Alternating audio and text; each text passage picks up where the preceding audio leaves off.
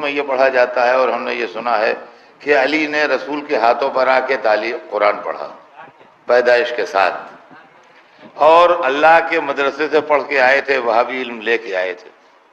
اور دوسری طرف یہ بھی پڑھا جا رہا ہے کہ آپ نے رسول اللہ سے تعلیم حاصل کی، تو اگر علم لے کے آئے تھے تو تعلیم کیا حاصل کی، اور تعلیم حاصل کی تو علم لے کے کیا آئے تھے؟ تو بھیا یہ مسئلہ جو ہے یہ ہمارے علم کلام کی کتابوں میں ہمارے علماء نے نہایت وضاحت سے اس کو لکھا ہے، اور وہ میں آپ کی خدمت میں دو جملوں میں عرض کر کے اپنی بات کو آگے بڑھاؤں کہ رسول کا علم اور آل رسول کا علم، یعنی 14 معصومین کا علم، 14 معصومین کو اللہ نے 3 طرح کا علم عطا کیا ہے۔ اس کو اور سے سنیں جہاں جہاں میری آواز جا رہی ہے۔ 14 معصومین علیہ السلام کو، رسول کو، آل رسول کو، جن کے کاندھوں پر دین کی تبلیغ کی ذمہ داری ہے اور جو اس لیے آئے ہیں کہ دنیا کو قرآن کا مطلب بتائے ہیں، ان کو اللہ نے 3 طرح کا علم عطا کیا ہے۔ ایک علم جو ان کو دیا گیا ہے وہ ہے، اس کا نام ہماری شرعی زبان میں ہے علم حقائق اشیاء۔ علم حقائق اشیاء کا مطلب یہ ہے کہ کائنات میں جتنے علم ہیں، جتنے لٹریچر ہیں، جتنی لینگویجز ہیں، جتنے سائنسز ہیں، جتنی ٹیکنالوجی ہے، ہر چیز کا علم اللہ نے ان کو دیا ہے۔ چنانچہ اس سلسلے میں قرآن مجید کے اندر آیت موجود ہے، یہ جذباتی بات نہیں ہے بلکہ قرآن میں رسول اللہ کے لیے آیت موجود ہے کہ علمک ما لم تکن تعلم، اے حبیب ہم نے آپ کو ہر وہ بات بتا دی جو آپ کو نہیں معلوم تھی۔ تو جب ہر وہ بات بتا دی جو نہیں معلوم تھی تو کہیں پر رسول نہیں کہہ سکتے، اس لیے کہ جہاں نہیں کہیں گے وہیں ہر وہ بات آ جائے گی۔ تو ایک تو یہ علم ہے، یہ مکمل ہوتا ہے معصوم کے پاس۔ دوسرا علم ما کان و ما یکون ہے۔ علم ما کان و ما یکون کیا چیز ہے یہ بھی سن لیجئے۔ علم ما کان و ما یکون جو ہے وہ یہ ہے کہ کل کیا ہوا تھا، آج کیا ہو رہا ہے، کل کیا ہوگا۔ یہی وہ علم ہے جس کو لوگ علم غیب بھی کہتے ہیں۔ اصطلاح شرع میں اس کا نام علم ما کان و ما یکون ہے، یعنی جو ہو گیا یا جو ہونے والا ہے۔ معصوم کے پاس آدمی آیا، انہوں نے ارادہ کیا کہ اس کا نام کیا ہے، نام منکشف ہو گیا، کیوں آیا ہے، نیت ظاہر ہو گئی، آج سے 100 برس پہلے یہاں پر کیا پوزیشن تھی وہ ہم کو بتا دیں گے، یہ پوزیشن تھی، 100 برس بعد کیا پوزیشن ہوگی، یہ پوزیشن ہوگی، سمجھے آپ؟ تو یہ علم ما کان و ما یکون ہے۔ یہ بھی معصوم کو دیا جاتا ہے، امام کو دیا جاتا ہے، پیغمبر کو دیا جاتا ہے، اور اس کے اندر یہ ہے کہ متا شاء علموا، جب وہ چاہیں انہیں معلوم ہو جاتا ہے، یعنی جب وہ ارادہ کریں تو بالکل جیسے ہمارے سامنے بلا تشبیہ ٹی وی کے اسکرین آ جاتے ہیں، اس طرح سے چیز ان کے سامنے منکشف ہو جاتی ہے۔ تیسرا علم جو ان کے پاس ہے وہ ہے علم معرفت خدا۔ علم معرفت خدا کی کوئی حد نہیں ہے، یہ علم کبھی تمام ہونے والا نہیں ہے، اس لیے کہ اگر یہ مکمل ہو جائے تو خدا دماغ انسانی میں محدود ہو جائے اور کیا ہم نے، لہذا اس کی کوئی حد نہیں ہے۔ یہی وہ علم ہے جو رسول نے علی کو بتایا، یہی وہ علم ہے جو ایک امام نے دوسرے امام کو بتایا، اور یہی وہ علم ہے جس کے لیے رسول نے کہا رب زدنی علما، پالنے والے میرے علم میں اضافہ فرما، فرمایا ہم نے۔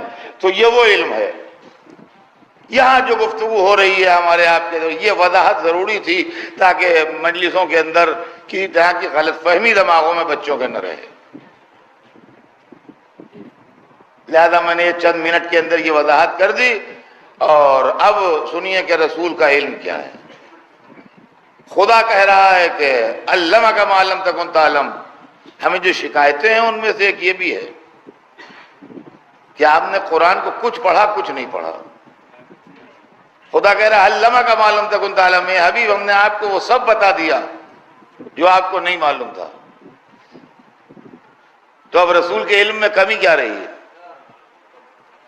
اچھا ایک بات ہے جو ہر بچے کی سمجھ میں آ جائے، ذرا سے سمجھدار ہو، ایک سوال کا آپ مجھے جواب دیجئے، اور وہ یہ کہ رسول قرآن پڑھانے آئے تھے کہ بانٹنے لائے تھے؟ دیکھیے بہت سوچ سمجھ کے جواب دیجیے گا. رسول قرآن پڑھانے لائے تھے امت کو کہ بانٹنے لائے تھے؟ تو ان کا قرآن میں خود لکھا ہے کہ پڑھانے لائے تھے. یعلمہم الکتاب والحکمہ، کتاب و حکمت کی تعلیم دے. تو جو آدمی جو کتاب پڑھانے لایا ہو اس کتاب کا علم ہونا چاہیے اس کے پاس یا نہیں؟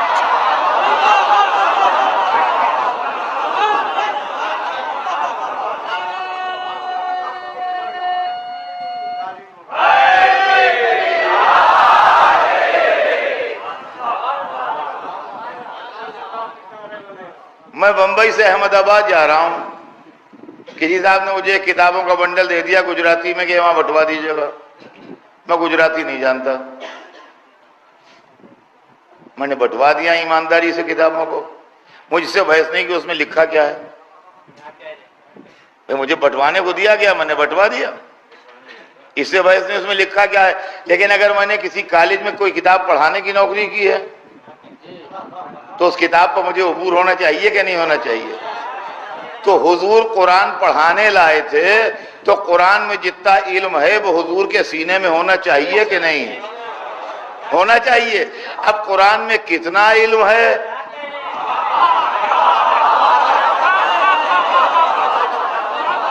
قرآن میں کتنا علم ہے یہ قرآن سے پوچھئے. تو جب قرآن سے پوچھا کہ اے کتاب الہی یہ بتا دے تجھ میں کتنا علم ہے، تو اس نے کہا لا رتب ولا یابس الا فی کتاب مبین. کوئی خشک و تر ایسا نہیں ہے جو کتاب مبین میں نہ ہو. تو جب ہر خشک و تر کا علم قرآن میں ہے تو رسول کے سینے میں بھی ہر خشک و تر کا علم ہونا چاہیے. تو جس کے سینے میں ہر خشک و تر کا علم ہو کیا وہ بھول سکتا ہے؟ کیا وہ بھٹک سکتا ہے؟ کیا وہ بہک سکتا ہے؟ تو اللہ نے پورے قرآن کا علم اپنے حبیب کو دیا. اب حبیب یہ علم اور پورے قرآن کو جب دنیا سے جانے لگے تو کوئی اپنا وارث چھوڑ کے گئے کہ نہیں؟ جی اگر لے کے چلے گئے سارا علم تو ایسے علم کے آنے سے فائدہ کیا جو آیا بھی اور چلا بھی گیا ہمیں فائدہ نہ ہوا. اور اگر کوئی علم کا وارث چھوڑ کے گئے تو وہ کون ہے؟ تو قرآن ہی سے پوچھئے کون ہے. تو کہہ رہا ہے قل کفی باللہ شہیدا بینی و بینکم ومن عندہ علم الکتاب. اے رسول کہہ دیجئے کہ ہماری گواہی کے لیے اللہ کافی ہے اور وہ کافی ہے جس کے بعد پوری کتاب کا علم ہے.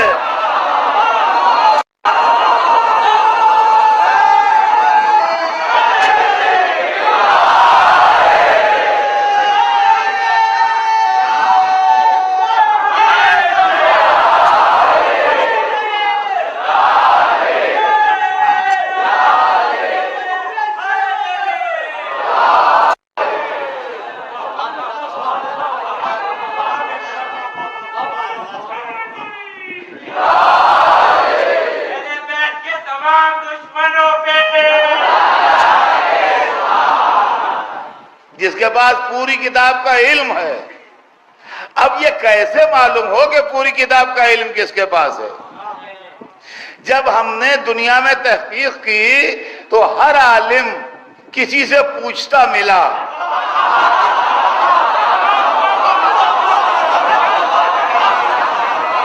صرف ایک ہی ایسا ملا جس نے ممبر پر بیٹھ کے کہا سلونی.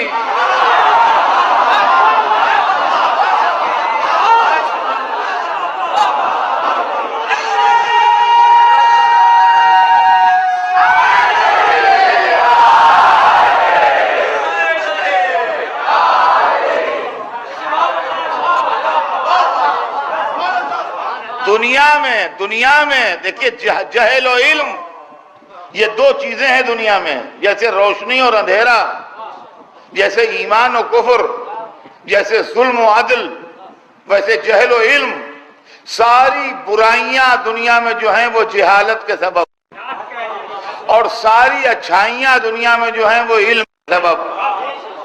کائنات میں روشنی علم کی ہے، فضاؤں میں حکومت علم کی ہے، ہواؤں پر اقتدار علم کا ہے، گہرے سمندروں میں جہازوں کو علم چلا رہا ہے، ہوا میں لے کے انسان کو علم اڑ رہا ہے، چاند پر کمند علم نے ڈالی ہے، بیماروں کا علاج اسپتال علم کر رہا ہے، ہر چیز یہاں سے وہاں تک علم ہی علم ہے۔ اگر چپ رہے تو قرآن کہلاتا ہے، بولے تو علی بن جاتا ہے۔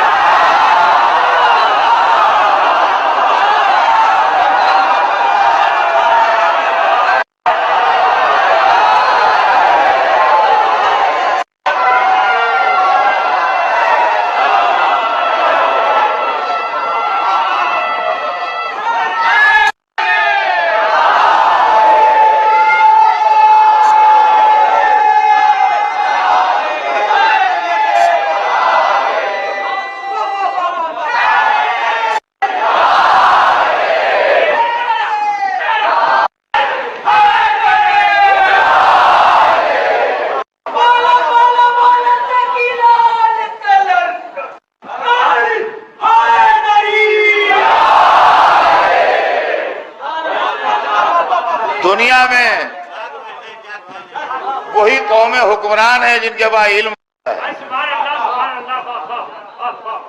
انہی کا سکہ چل رہا ہے جن کے پاس علم زیادہ ہے۔ ترقی کا راز علم ہے، آگے بڑھنے کی سیڑھی علم ہے، انسان کو انسان بنانے والی طاقت علم ہے۔ یہاں دشمنی آل محمد ہے، یہ آل محمد سے دشمنی نہیں تھی، علم سے تھی۔ آج جو مسلمان دوسروں کا محتاج بنا بیٹھا ہے، یہ علی کا دامن چھوڑنے کی پھٹکار ہے۔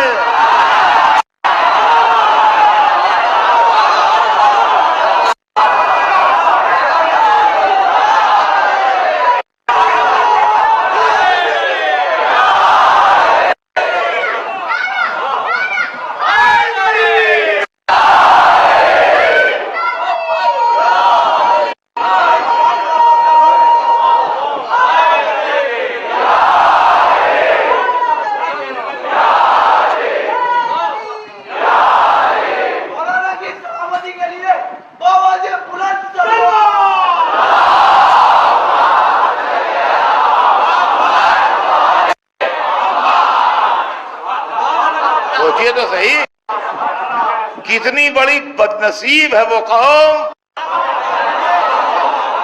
جس کے دروازے کے سامنے سے میٹھے پانی کی نہر گزر جائے اور وہ اپنی منٹل ریزرویشن کی وجہ سے نہ چکھے۔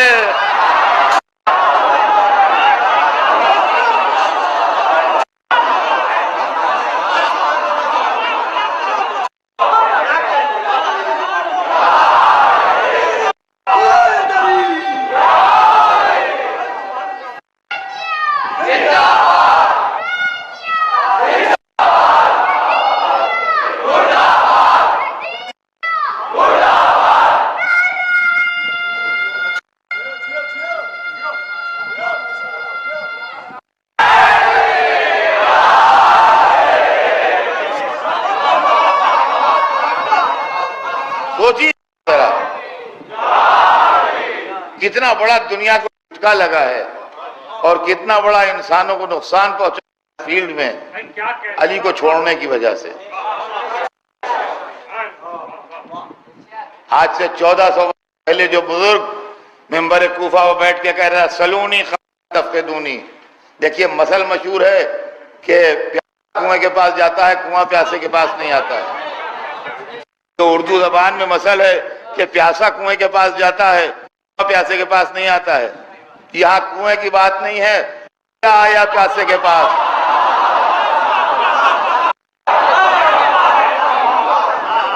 کنویں کی بات نہیں، دریا آیا پیاسے کے پاس، مگر بڑا بدنصیب پیاسا تھا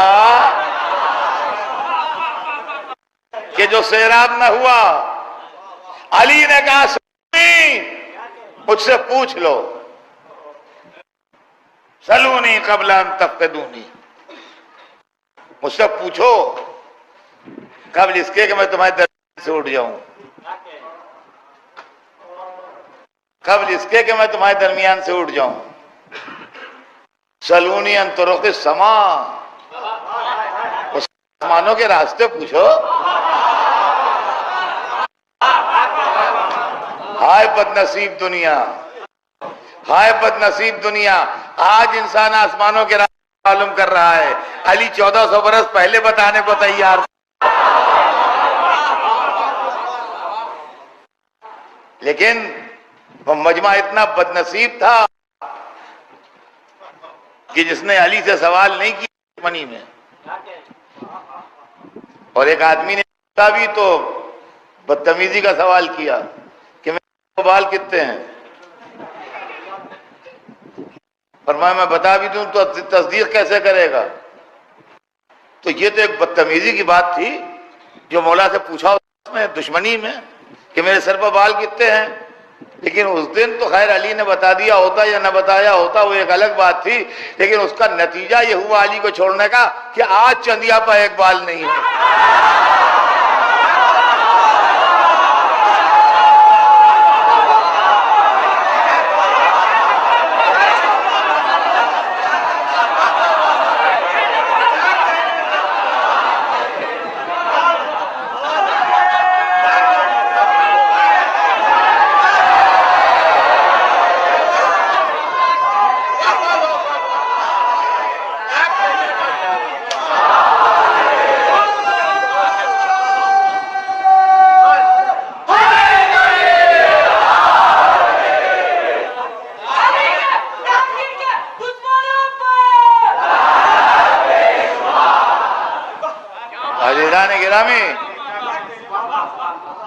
रसूल का इल्म है और रसूल का इल्म।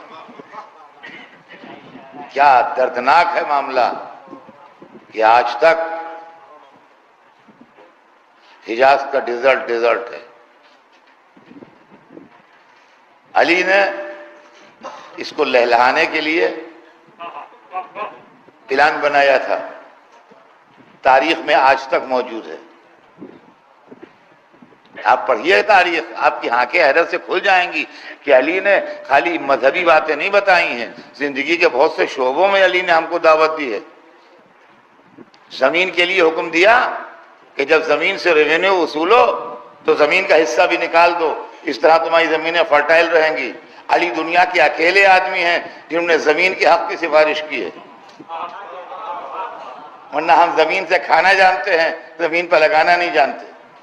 अली ने जमीन की सिफारिश की है कि जमीन का हिस्सा अलग कर दो, जमीन को वापस कर दो, हिस्सा जो उससे निकालो। अब समझ में आया कि अबू तुराब को क्यों मोहब्बत थी। ये दजले और फुरात का जो लोग ज़ियारतों को जाते हैं और इराक जाते हैं, हिजाज जाते हैं, ये दजले और फुरात का पानी जो शाम से गुजरता हुआ, इराक से गुजरता हुआ जाके पर्शियन गल्फ में गिर जाता है। मौला अली ने स्कीम बनाई थी कि इसको डाइवर्ट कर दें नहरों के जरिए से अरब के रेगिस्तान में, और इस तरीके से रेगिस्तान को लहला दें। जालिम ने जिंदा न रहने दिया अली को। स्कीम उस वक्त से आज तक वैसे ही पड़ी रह गई। लेकिन मौला अली ने जो डैम बनवाए थे उसके लिए उसके ऊपर खड़े मुआयना कर रहे हैं और पानी ऊपर से नीचे गिर रहा है आबशार की शक्ल में, और देख के मुस्कुराए। हाय बदनसीब दुनिया जो अली को समझ न सकी, मुस्कुराए और कहा अगर मैं चाहूं तो इससे शहरों को जगमगा दूं। पानी गिर रहा है, देख के कह रहे हैं अगर मैं चाहूं तो शहरों को जगमगा दूं। बहुत लोगों की समझ में ना आया। यहाँ इसी बात पर नाज रहा कि रसूल पढ़े लिखे नहीं है। अल्लाह अकबर, अल्लाह अकबर।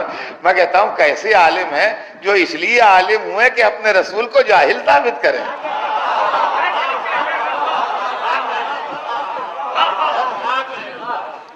जनाब फुला किताब में लिखा है, जनाब फुला मौलाना ने लिखा है, जनाब फुला ने लिखा है। जनाब आपको रसूल ज्यादा प्यारा है या मौलाना ज्यादा प्यारा है?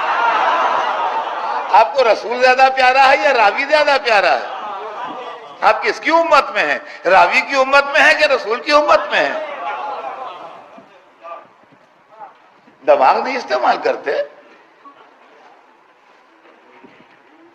अक्ल से कोई काम नहीं लेते। क्या मामला है आखिर? सरवर कायनात के इल्म के सिलसिले में مستقل یہ چیز کہ ان سے معاذ اللہ علم نہیں تھا، پڑھے لکھے نہیں تھے۔ عصمت، انکار عصمت بھی ہے۔ عصمت کے معنی یعنی معصوم، معصوم سمجھتے ہیں آپ؟ جس سے کوئی غلطی نہ ہوتی ہو، جس سے کوئی غلطی نہ ہوتی ہو، پیدائش سے لے کے موت تک، جب دنیا میں آ کے پہلی سانس لے اس وقت سے جب آخری سانس لے دنیا میں، جس کے بعد پھر سانس نہ آئے، اس پورے ٹائم میں جس سے کوئی خطا نہ ہو وہ معصوم ہے۔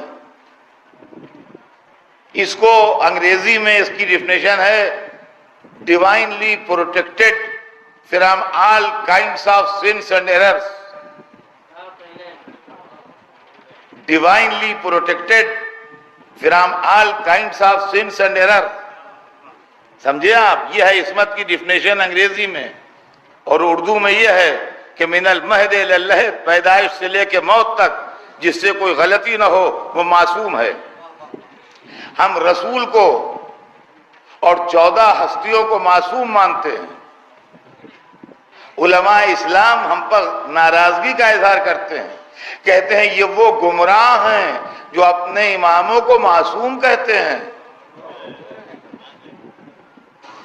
لیجئے، ہم معصوم کہتے ہیں تو گمراہ ہیں، ہم معصوم کہہ کے گمراہ نہیں ہیں۔ آپ ہمارا فلسفہ سمجھیے کہ ہم رسول کو کیوں معصوم کہتے ہیں۔ رسول کو اس لیے معصوم کہتے ہیں کہ رسول سے غلطی کا اگر 1% بھی امکان ہو، پوری زندگی میں ایک غلطی کا بھی امکان ہو کہ پوری لائف میں ایک غلطی کرے گا، تو یا تو وہ غلطی مینشن ہو کہ یہ سی غلطی ہے، اور اگر مینشن نہیں ہے تو پوری تبلیغ میں زہر مل جائے گا کہ خدا جانے کہے میں غلطی ہو گئی، نماز میں ہو گئی کہ روزے میں ہو گئی کہ حج میں ہو گئی کہ زکوٰۃ میں ہو گئی کہ خمس میں ہو گئی کہ قرآن کی اس آیت میں ہو گئی کہ اس آیت میں ہو گئی، یہاں سے وہاں تک سب میں زہر مل جائے گا۔ سمجھے آپ؟ یہ معاملہ ہے۔ تو رسول کا کام ہے دین لانا، اللہ سے لے کے ہمیں دیتا ہے دین، یہ رسول کا کام ہے۔ اور امام کا کام ہے دین بتانا۔ رسول جو دین چھوڑ کے گئے ہیں اس کا انٹرپریٹیشن کرتا ہے اللہ کی مرضی کے مطابق۔ غور کیا ہم نے؟ رسول کا کام ہے دین لانا، اور امام کا کام ہے دین اللہ کی مرضی کے مطابق بتانا، اپنی مرضی کے مطابق نہیں، اللہ کی مرضی کے مطابق بتانا۔ اس لیے دونوں کا معصوم ہونا ضروری ہے۔ کیوں ضروری ہے؟ اس لیے کہ اگر لانے والے کے اندر غلطی کا امکان ہے تو یہ شبہ رہ جائے گا جو آیا وہ صحیح ہے کہ نہیں، اور اگر بتانے والے کے اندر غلطی کا امکان ہے تو یہ شبہ رہ جائے گا جو بتایا وہ صحیح ہے کہ نہیں۔ لہذا لانے والا بھی معصوم ہو، بتانے والا بھی معصوم ہو۔ توجہ فرما رہے ہیں آپ؟ لانے والا بھی معصوم ہو، بتانے والا بھی معصوم ہو۔ اب اس کو ایک چھوٹی سی مثال سے سن لیجئے، بچوں کی سمجھ میں آ جائے گی۔ ہماری آپ کی میموری اتنی مضبوط نہیں ہے کہ ہم بہت سی چیزیں یاد رکھ سکیں۔ کل بھی یہ مجمع مجلس میں بیٹھا تھا، ہو سکتا ہے 2-4 آدمی ہوں زیادہ جو آج نہ ہوں، یا 2-4 آدمی کل نہ ہوں آج ہوں، لیکن میجارٹی مجمع کی کل بھی وہی لوگ سامنے تھے میرے، اور آج بھی ہیں۔ میں نے جو کل مجلس پڑھی تھی وہ کل آپ مجھے لکھ کے دکھا سکتے ہیں؟ میں نے جو کل مجلس پڑھی تھی وہ آپ مجھے کل لکھ کے دکھا سکتے ہیں ایز اٹ از، جیسے میں نے پڑھی تھی؟ خالی اس کا سینس نہیں، جو لفظیں میری زبان سے نکلی تھیں وہ سب نہیں کر سکتے نا، نہ اکیلے کر سکتے ہیں، اور نہ یہ پورا حال جس کے اندر لوگ بیٹھے ہیں اگر ان کی مشترک کمیٹی بنا دی جائے تو اس کے بس میں بھی نہیں ہے۔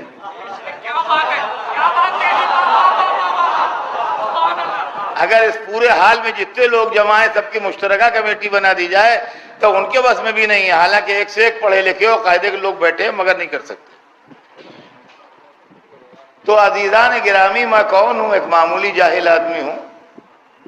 ایک معمولی جاہل آدمی کی تقریر اگر آپ 1 گھنٹے کے نہیں یاد رکھ سکتے تو سب سے بڑے رسول کا 23 برس پر پھیلا ہوا پیغام کیسے یاد رکھیں گے؟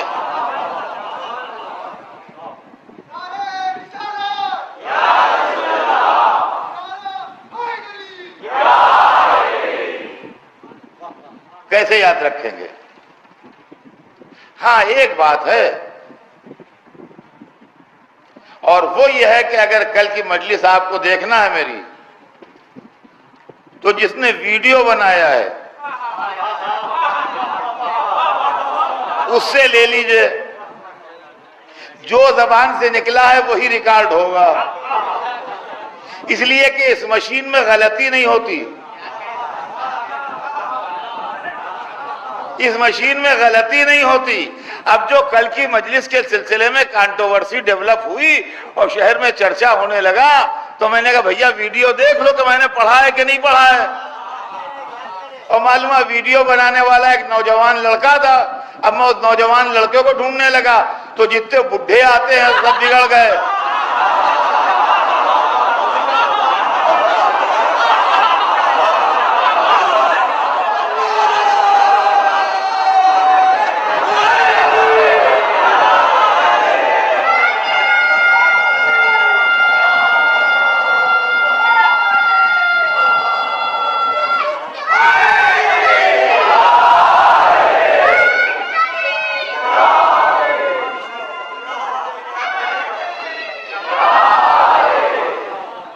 سارے بڈھے خلاف ہو گئے۔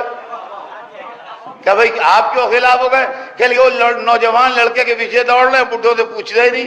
ارے یہاں بڈھے جوان بچے کی بات نہیں، ویڈیو کس نے بنایا ہے؟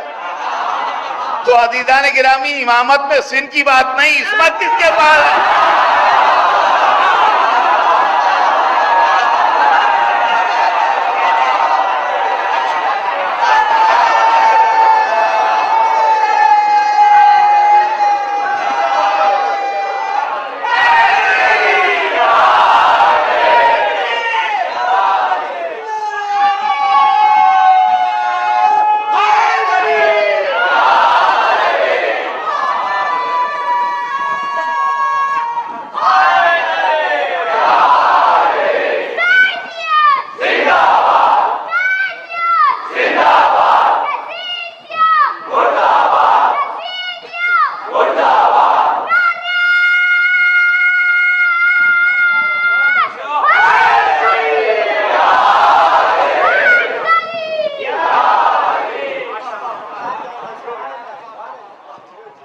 سنیے، تو اب اگر کوئی کانٹروورسی ہے تو ویڈیو جس کے پاس اس سے لے کے دیکھ لیجئے۔ اگر دن کہا ہے تو اس میں دن ریکارڈ ہوگا، صبح نہیں ریکارڈ ہوگا، اور اگر رات کہا ہے تو رات ریکارڈ ہوگا، شام نہیں ریکارڈ ہوگا۔ سمجھے؟ اچھا یہاں یہ ہے کہ اتنا مجمع سن رہا ہے، بہت سے ایسے بھی ہیں جو نہیں ہیں، تو جب وہ یہاں سے سن کے گئے، انہوں نے اپنے دوست سے کہا کہ آج اطہر صاحب یہ پڑھے، تو کچھ چینج ہو گیا۔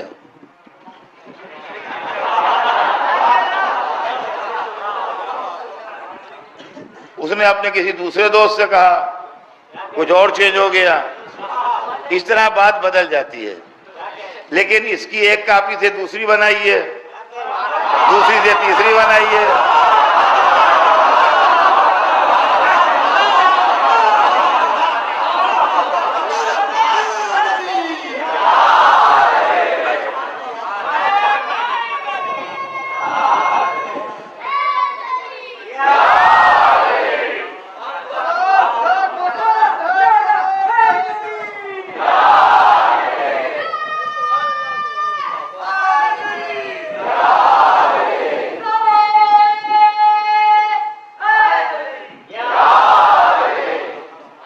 اچھا اب اس بات سوال یہ ہے کہ اگر تقریر کو ریکارڈ کرنا ہے، ایک مشین لگی ہے ویڈیوگرافی کی،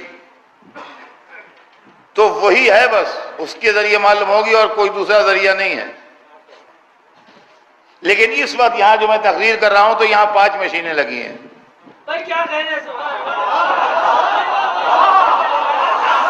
یہاں میرے سامنے ادھر ادھر 5 مشینیں لگی ہیں، اب اس میں سے جو مل جائے وہی ریکارڈ ہوگا۔ صلوات۔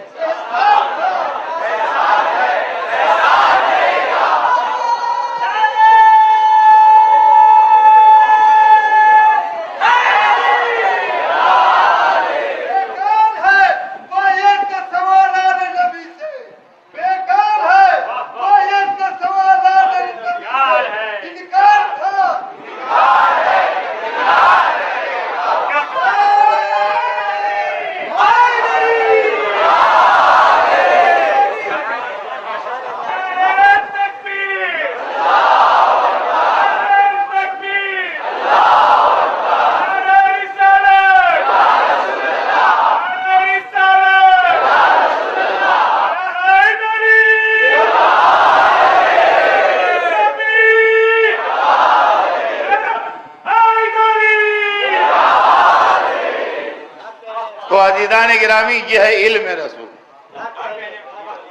اور یہ ہے عصمت رسول۔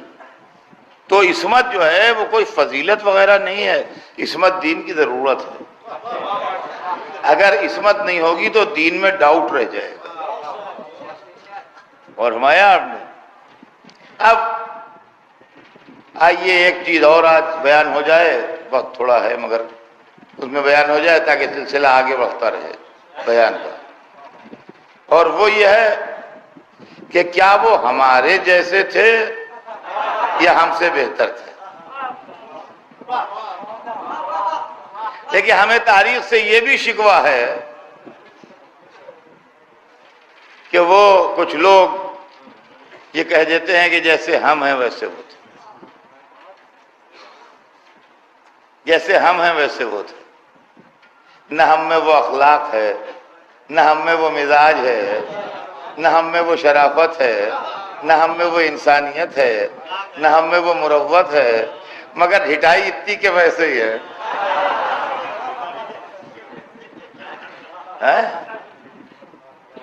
یہ کون سی بات ہے کہ جیسے ہم ہیں ویسے وہ تھے؟ خدا قرآن مجید میں کیا کیا کہہ رہا ہے ان کے لیے، کیا شان ان کی بیان ہو رہی ہے۔ اور پھر تو انہوں نے کہا کہ اول ما خلق اللہ نوری، سب سے پہلے خدا نے میرا نور خلق کیا۔ تو ہم کو اللہ نے مٹی سے بنایا ہے، ان کو اللہ نے نور سے بنایا ہے، تو پھر ہمارے جیسے کیسے تھے؟ تو ان کا کہ نور سے بنے تھے تو نوری شکل میں کیوں نہیں آئے؟ اللہ دی کوتاہ نظری، رسول کو اپنی شکل میں دیکھ کے کہہ دیا ہمارے جیسے۔ ہمارے جیسے نہیں تھے، مسئلہ سمجھیے کیا ہے۔ دیکھیے، دین کی ضرورت جو ہے اس کے لیے رہبر نوری ہونا چاہیے، سمجھے آپ؟ کیوں؟ اس کی وجہ ہے، اس کی وجہ یہ ہے کہ اس کے پاس، اس کے سینے میں پورے قرآن کا علم رہتا ہے۔ پورے قرآن کا علم جو ہے وہ مٹی کا بنا انسان نہیں اٹھا سکتا ہے۔ آپ سمجھیے، اگر مسجد ایرانیان کا مینجمنٹ یہ چاہے کہ 50 مالہ کی بلڈنگ بنائے یہاں، مسجد ایرانیان کا مینجمنٹ یہ چاہے کہ یہاں 50 مالے کی بلڈنگ بنائے اس جگہ کے اوپر، اور ہر مالے پر نماز ہو، مجلس ہو، سب مجمع ہے اس میں، تو بن تو جائے گی مگر اس حال پر نہیں بن سکتی ہے۔ بن تو سکتی ہے، بننا ناممکن نہیں ہے، لیکن اس جو موجودہ یہ کنسٹرکشن ہے اس پر نہیں بن پائے گی۔ کیوں نہیں بن پائے گی؟ یہ دیواریں، یہ پلرز اتنے طاقتور نہیں ہیں کہ 50 مالے کی بلڈنگ کا وزن اٹھائیں، لہذا اگر اس پر زیادہ لوڈ چڑھا دیں گے تو یہ دیواریں کریک ہو جائیں گی، یہ پلر ٹوٹ جائیں گے۔ گراؤنڈ زیرو سے بنائیے، فاؤنڈیشن سے لے کے اس خیال سے چلیے کہ ہمیں 50 مالے کی بنانا ہے، اور تو بن جائے گی 50 مالے کی، لیکن آپ چاہیے اسی پہ بنا لیجئے تو نہیں بنے گی۔ ویسے مٹی کا بنے ہوئے انسان قرآن کے علم کا بوجھ نہیں اٹھا سکتا، دماغ ہمارا پاش پاش ہو جائے گا، ہمیں ہیمریج ہو جائے گا، ہم ختم ہو جائیں گے، کچھ نہ بن پائیں گے۔ سمجھے آپ؟ قرآن تو بڑی چیز ہے، آپ بمبئی کی ڈائریکٹری یاد کر کے مجھے بتائیے، ٹیلی فون ڈائریکٹری کو حساب پورے بمبئی کی یاد کر کے بتا دیں۔ اے میاں، تو جب آپ کا علم اتنا کمزور ہے کہ آپ علم نہیں، کوئی نالج نہیں، کوئی لیاقت نہیں، خالی نام اور نمبر ٹیلی فون کے یہ نہیں یاد کر پائیں گے تو آپ قرآن کیا یاد کر پائیں گے؟ تو ضرورت کہتی ہے کہ رسول نوری ہو۔ دیکھیے غور کیجیے گا ٹھنڈے دل سے، اسی لیے میں آہستہ آہستہ پڑھ رہا ہوں۔ ضرورت کہتی ہے کہ رسول نوری ہو، ٹھیک، اور پالیسی مذہب کی کہتی ہے کہ ہمارا جیسا ہو، اس لیے کہ لا اکراہ فی الدین، دین میں جبر نہیں ہے۔ اگر سورج والے مٹیریل کا بنا ہوا نبی آ گیا، وہ آنکھیں چندیانے لگی ہیں، اس کو دیکھ ہی نہیں پائیں گے تو بوکھلا کے کلمہ پڑھ لیں گے، جی جی جی۔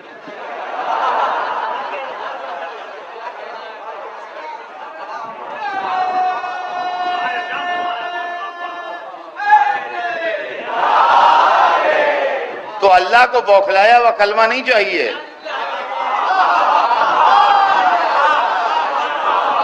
عقل کی کسوٹی پر کسا ہوا کلمہ چاہیے۔ تو عزیزان گرامی، اللہ نے اس کا راستہ یہ نکالا کہ نبی کی حقیقت نوری ہو، ظاہر بشری ہو،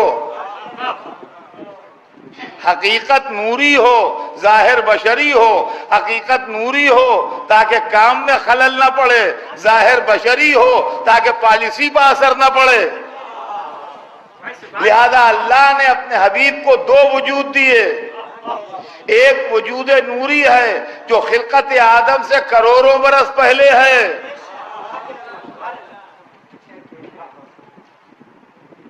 ایک خلقت نوری ہے جو خلقت آدم سے کروڑوں برس پہلے ہے، ایک خلقت ظاہری ہے جو سن 1 عام الفیل میں ہے۔ تو اللہ، یہ ہم نہیں کہتے کہ خود بخود وہ بن گئے، نہیں، اللہ نے بنایا، لیکن ایک حقیقت نوری تھی جس کو بیکر بشری میں لایا پروردگار ہماری ہدایت کے واسطے۔ لہذا جب ہمارے درمیان آئیں گے تو ہماری شکل سے آئیں گے، لیکن حقیقت جو ہے ان کی وہ نور ہوگا۔ اور اگر آپ کو اس کی مثال چاہیے ہو تو یہ سن لیجئے کہ قرآن جب ہمارے گھروں میں ہے تو وہ شکل کتاب ہے، لیکن جب عرش پر ہے تو حقیقت نوری ہے۔ غور فرما رہے ہیں؟ اور یہ چیز ہم کو قرآن نے بتائی ہے۔ وَكَيْفَ إِذَا جِئْنَا مِنْ كُلِّ أُمَّةٍ بِشَهِيدٍ وَجِئْنَا بِكَ عَلَىٰ هَؤُلَاءِ شَهِيدًا۔ اے ہمارے حبیب، آپ کی کیا شان ہوگی جب قیامت کے دن تمام پیغمبر آئیں گے اپنی امتوں پر گواہ بن کے، اور آپ ان پیغمبروں پر گواہ بنیں گے۔ آدم کے 570 عیسیٰ کے 570 برس کے بعد پیدا ہونے والا نبی آدم پر گواہ کیسے بنے گا؟ آپ مجھے قرآن کا مطلب سمجھائیے۔ اگر رسول تھے نہیں تو آدم سے لے کے عیسیٰ تک گواہ کیسے ہیں؟ تو رسول تھے مگر عالم نور میں تھے. اور یہیں سے اس مسئلے کو کلیئر کر لیں سب لوگ جہاں جہاں آواز جا رہی ہے کہ ہم جو یا محمد کہتے ہیں یا علی کہتے ہیں یا حسین کہتے ہیں، یہ کیوں کہتے ہیں کہ جب مر گئے تو پکارنا کیسا؟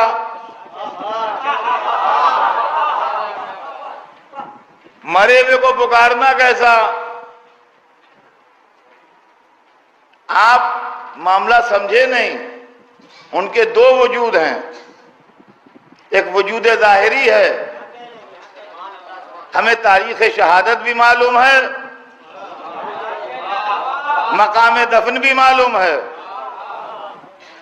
سرکار دو عالم مدینے میں دفن ہے، مولا علی نجف میں دفن ہے، امام حسین کربلا میں دفن ہے. لیکن اپنے وجود نوری کے ساتھ موجود ہیں.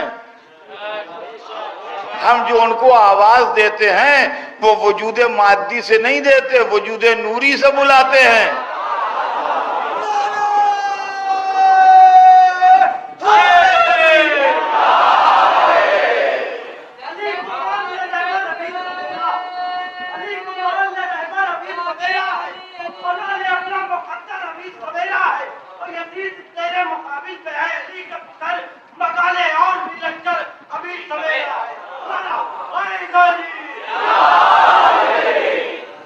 اب ذرا اس مسئلے کو سمجھیے آپ.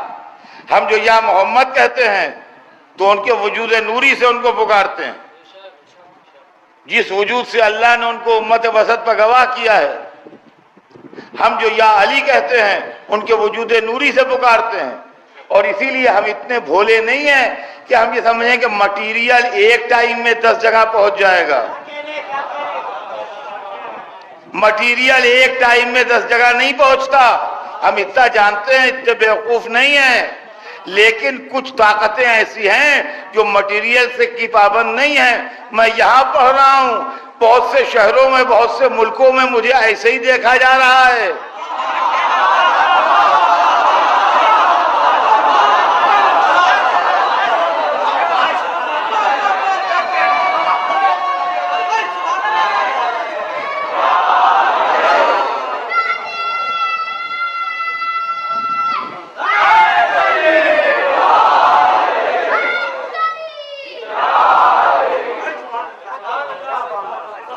یہ الیکٹرانک ویوز کا کمال ہے کہ ہر جگہ وہی تصویر جا رہی ہے، وہی صورت جا رہی ہے، وہی لباس کا رنگ جا رہا ہے، وہی آواز جا رہی ہے. تو جب انسان میں اتنی طاقت ہے تو پیکر نوری اگر 1000 جگہ لوگوں نے یا علی کہا اور علی پہنچ گئے.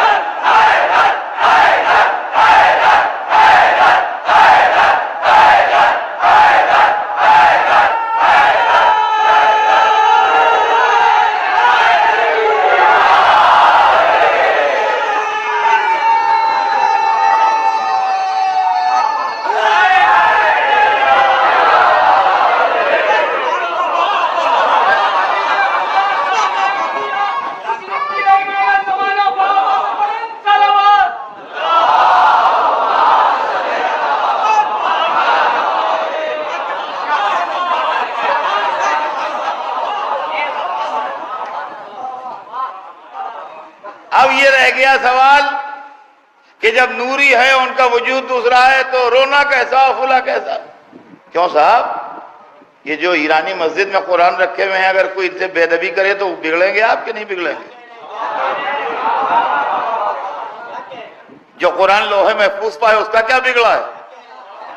لیکن اگر کہیں قرآن کے ساتھ کوئی گستاخی ہو جاتی ہے تو مسلمان فٹ سڑک پر آ جاتا ہے کہ نہیں؟ معلوم ہے کہ قرآن کا جو ظاہر ہے وہ بھی قابل احترام ہے، جو حقیقت ہے وہ بھی قابل احترام ہے. اور عزیزان گرامی، اب وہ ملا کا معاملہ تو یہ ہے کہ ہاتھ میں اس کے کفر کا سوٹا ہے.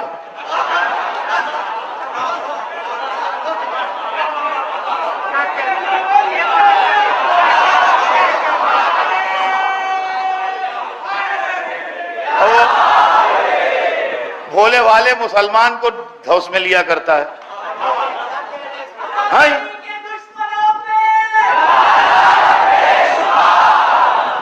کفر ہے یہ محرم میں، یہ سب کفر ہو رہا ہے، یہ علی علی کفر ہے، یہ شرک ہے.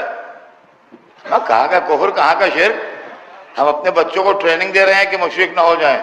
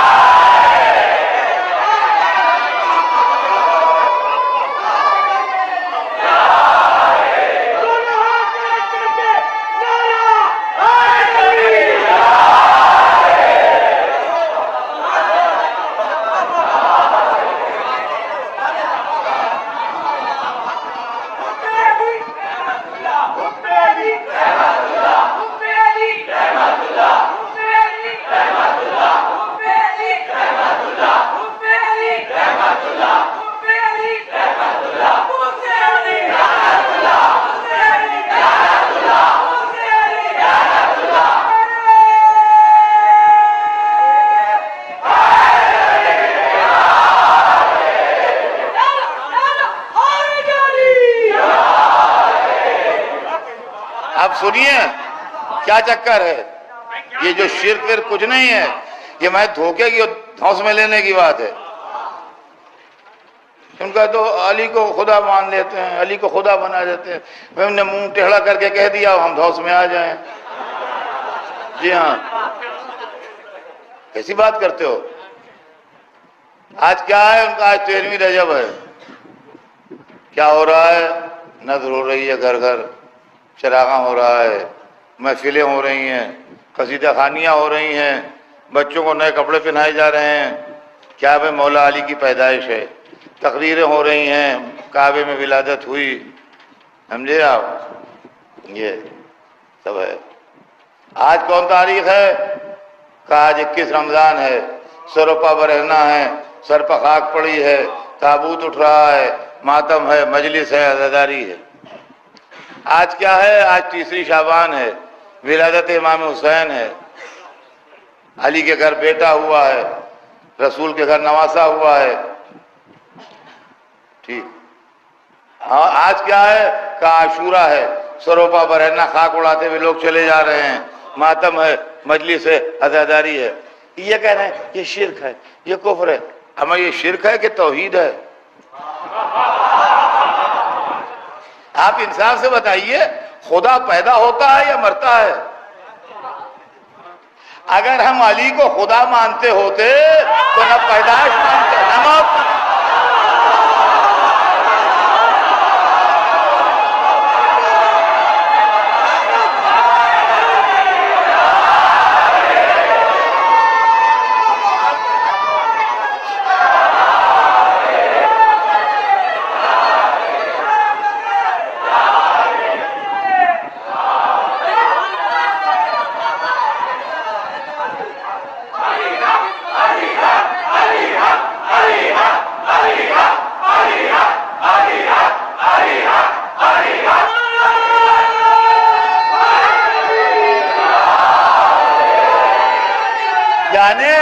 یعنی آپ یہ سمجھیے دشمنی علی میں ہوش حواس کھو بیٹھے ہیں.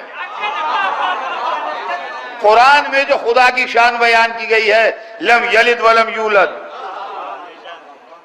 نہ وہ پیدا ہوتا ہے نہ اس سے کوئی پیدا ہوتا ہے. الحمدللہ الذی لم یتخذ صاحبۃ ولا ولدا، قابل تعریف ہے وہ اللہ جس کی نہ بیوی ہے نہ بچے ہیں. ہاں تو قرآن میں اللہ کی تعریف یہ ہے کہ نہ اس سے کوئی پیدا ہوا نہ وہ کسی سے پیدا ہوا. ہاں نہ بیوی ہے نہ بچے ہیں. علی کا جب بھی تذکرہ کیا کعبے میں پیدا ہوئے.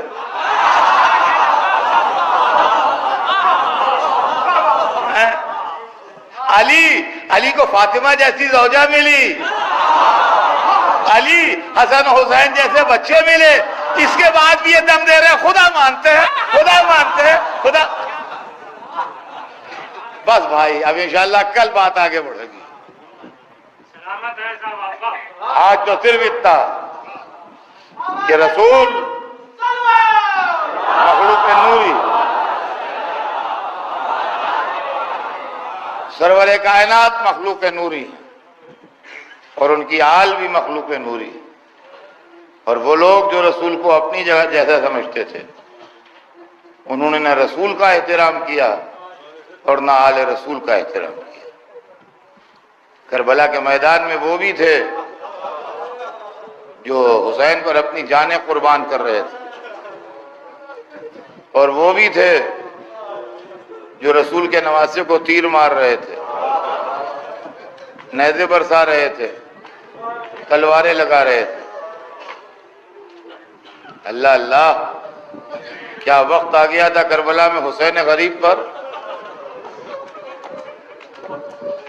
تاریخ بتاتی ہے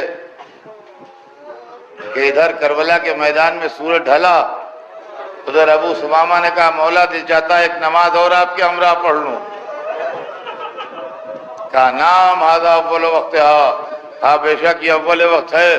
اچھا ان سے کہو اتنی دیر لڑائی روکیں کہ ہم نماز پڑھ لیں. لڑائی نہ رکی، سعید و زہیر سینہ تان کے کھڑے ہو گئے، سینے میں تیر جذب ہوتے رہے، امام نماز پڑھتے رہے. نماز تمام ہوئی، سعید راہی جنت ہوئے. ادھر حبیب ابن مظاہر میدان میں لڑنے چلے گئے تھے. بچپن کا دوست لڑتے لڑتے جب زخمی ہو کے گرا تو حسین کو آواز دی، حسین پہنچے.